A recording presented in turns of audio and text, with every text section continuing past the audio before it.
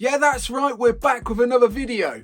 And today I'm pretty excited because I'm going to be talking through the 10 phases I went through when learning to carve grind.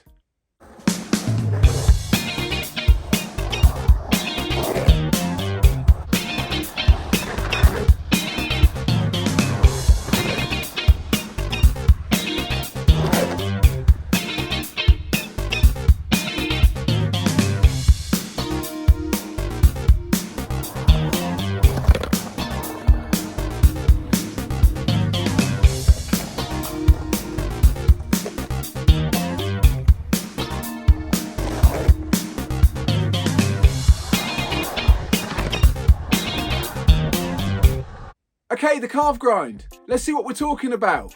Approach the ramp with your knees slightly bent. Carve a turn, keeping all 4 wheels on the deck. Grind both trucks across the coping. Keep the turn going, and then come back in and ride away. Now, this was one of the first things I concentrated on when I started my odyssey of learning to skateboard. I think it spoke to me because it's very similar to surfing turns, and I've got a bit of a surfing background. So the idea of trying to go up and hit the lip as hard as I could really resonated with me. So for phase 1, I worked on learning a backside carve. I picked a couple of different places to learn this. Number 1 was a pump track corner. This was fairly mellow and had quite a long curve. The second was the end of a square bowl, and that provided 2 opportunities to pump and carve and get that backside carve going. Now, to start with, I found it quite tricky because I learned the backside kick turn first, and that's where you come up and take the front wheels off of the deck and pivot around. And one barrier to entry that I found with the carve turn was the tightness of the trucks. So I found that if I loosened off the trucks, it just made keeping all 4 wheels on the deck possible. Now, to start with, I found doing a really wide arc and keeping quite low down the transition worked the best. I found the backside the least scary because I found as I went around the corner I could see where I was going and also see where I was going to bail to if I did run off or opt for a knee slide. Key things I found that helped a lot was trying to keep the knees as soft and as bent as possible as I carve a turn. And number 2, trying to keep the shoulder in line with where I was going. I think for a big portion of my backside carving career, my front shoulder hasn't been correct. It's sort of opened out and my front arm has gone behind me. And that's something that I'll come to a little bit later on in this video. I found it pretty addictive learning to carve turns. I looked for places that were a little bit tighter to test my turning ability and also challenged myself to go higher up the transition each time I went to the skate park. My local bowl had bits of graffiti on, and I found it a fun challenge to see if I could carve over the top of those bits of graffiti, and that helped me log my progress. Next up was learning the frontside carve. Now, I found this one a lot trickier. It was really unnerving to come into the corner, feel like I was going to fall backwards, and I also found I couldn't really see where I was going and couldn't see where I was going to bail to. There was the added advantage of being able to see the lip though, and I found it quite comforting to be able to see that I was not going to go too far out and lip over the top. As with the backside carve, the things that really helped me was keeping my knees nice and soft and bent, accepting the transition as I went up with even more bend of the knees, and to try and look round with my head to where I was going and try and drop that front shoulder down just to steer the board around the corner. For phase 3, I transferred my efforts to a pool style bowl, and this had the advantage of having tiles just below the coping, and trying to hit the tiles was a really fun challenge. I found that just pumping a little bit harder and bending my knees at the top of the turn a little bit more helped me get higher up the transition. Now, there is a slight drawback with going steeper up the transition, and that is at the top I found I needed to do a slightly tighter turn. I found that if I didn't have enough speed or a tight enough turn, I just simply fell off the transition straight to the bottom, and that was pretty emotional. I also found at this point that if I went too steep up the transition with too much speed, it was possible to fly out of the top. And I think of all of the crashes, this is probably the most emotional. I found with the backside version especially, there was every chance I could fly at the top, hit my shins, hit my knees, and sort of end up in a very uncomfortable position. Flying at the top front side looks horrendous, but it wasn't actually quite as bad because I found I just sort of slid down the transition on my front shoulder and my hip. The great thing about skating the pool is it gave honest feedback about where I was on that transition. If the wheels didn't go across the tiles, there was no noise. But when those wheels swished across the tiles, it gave that cracking bzzz sound.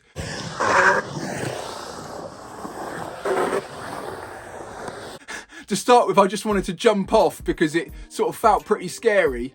But once I accepted that it was going to make a crazy noise, I got really addicted to the challenge of trying to hit the tiles, both front side and back side.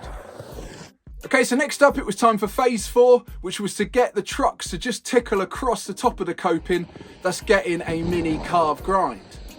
Now, the first carve grind that I got was backside, and it came from just getting the confidence to take a little bit more speed into the turn, also pump at the bottom, and also have the confidence to bend my knees up as I came up to the lip. Now, I found that my instinct made me just want to push my knees away and get myself away from the perceived danger when I was about to do that grind. Also, when I came up and got the grind, the noise just made me want to jump straight off the board. It really felt quite unsettling. The other thing I was concerned about was the wheels coming back in across the coping and not getting caught. Now, this is a bit of an optical illusion. It does look like the wheels will get caught on the top of the coping. But I think the faster you go, the more those wheels are coming back in at a bit of an angle, and they always tend to just lip over the top. Getting a few of those backside carve grinds really got me stoked. I love the sound both on the steel coping and also on the pull coping. And that spurred me on to get into phase 5, which was to get the elusive front side carve grind. Now, this one took me ages to get. I just found it technically and psychologically more challenging than the backside counterpart. Again, I just needed to train myself to take more speed in and also accept the transition with the bent knees. As I came up, try and complete the turn and not be tempted to jump off the board. I found the bail for the front side carve grind was not as bad as I thought.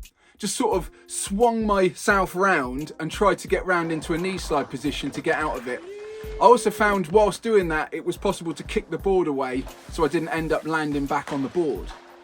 Now, it is possible to run out of these carve grind attempts, but the thing I've found is it's possible to step back on the board, which is the most emotional thing that can happen ever.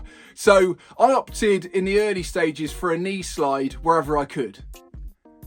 I think the frontside carve grind arguably looks the best, and it's probably the higher tariff just because it's a little bit more dangerous and coming off of it really smarts quite a lot. So I got addicted to the frontside carve grind and tried to get one every single park that I went to in as many different locations and as many different transition types as possible. Now, for phase 6, I identified that I wasn't bending my knees enough as I did the carve grind. And to try and incentivise this, I thought it'd be a good idea to start putting some board grabs into the carve grind. So the first one I tried was the backside carve grind, just grabbing behind the heel with the front arm. And my idea here was to try and tuck that front shoulder in. That front shoulder seemed to be constantly opening out. And I think the reason for this was it just felt a little less committed if I opened my shoulders out. It meant that I had a clear line out to bail, either running out or with my knee slide. So grabbing the board definitely felt a little bit more committed, and it really got me down low, and it actually started to feel a little bit easier to do the grab grinds than it did to do the regular carve grind. I also experimented with grabbing the board for a frontside carve grind, and I found that looked best if I grabbed behind my knee, very much the same way that skaters grab behind their knee when they're doing a frontside air. Okay, for phase 7, it was all about getting a little bit higher out and trying to just get the most radical carve grind possible. And for those, I found that when the kingpins started showing, it meant that the wheels were locking underneath the coping, and that sort of meant that the carve grind was pretty much as high up the transition as I could get it. Now, locking those wheels in under the coping sort of felt really secure, and the one where the wheels just lipped out a tiny bit, I felt that those were a little bit more dangerous because it was possible to lip out, and had a few emotional crashes where the board came out the top of the ramp and I went flying straight to the bottom. For phase 8, it was all about speed and making sure that the turn really had a little bit more of an active component. So the thing I started to introduce was trying to place my body slightly ahead of the turn, and that gave me somewhere to actively swish my hips and my knees through from, and that generated speed in the middle of the carve, very much the same way as a surfer generates speed through the turn by actively throwing the weight through the turn. I found that this helped me go higher up on the bigger transitions, and it also stopped that falling out of the mid-air scenario from not having enough speed once I got up there.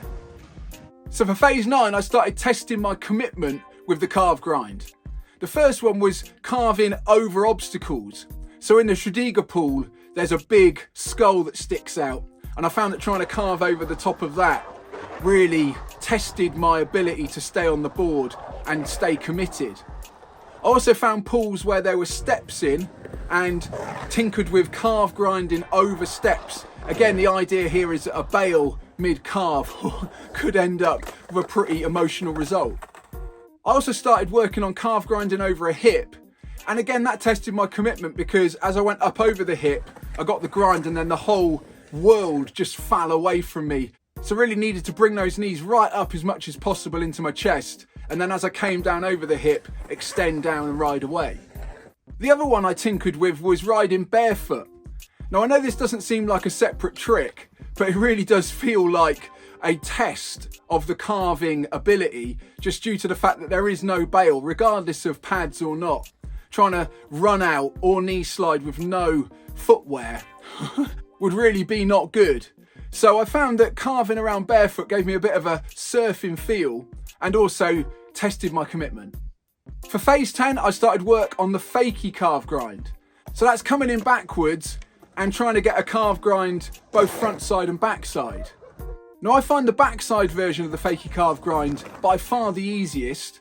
I really enjoy doing the Fakie carve grind, and I approached it in the same way as I did for learning the normal carve grind, which was incrementally just trying to build the speed up, just trying to build up the rate of turn and also the rate of pump, and also experimenting with the amount of knee bend that I needed.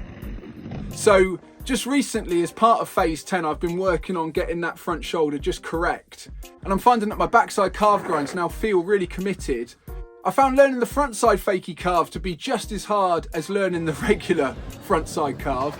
I recorded a video on my process of learning the frontside Fakie carve, and it may be worth going back and checking out that video even if you're new to the frontside normal carve, because I came up against all the same things as I did the first time round, which was falling out of the sky due to a lack of speed, not bending my knees enough, and also not following through with my shoulder and my head. I have to admit, it's not my favourite manoeuvre, and when it goes wrong, it's a pretty nasty one. Well, that's it for this video. I had a lot of fun putting it together, and I've had a lot of fun over the years working on my carving and also my carve grinds. I'm still working on them, and it fascinates me that I can still improve various bits of it, bend my knees a bit more, get my body in a better position, and generally make them look more stylish and also more relaxed. If you found this video helpful, then please do leave a comment below. And also, if you're new to carving and you're starting on that road, you can share some of your experiences with us in the comments below. As ever, my name's been John Bishop, and I'm a middle-aged guy learning how to skate.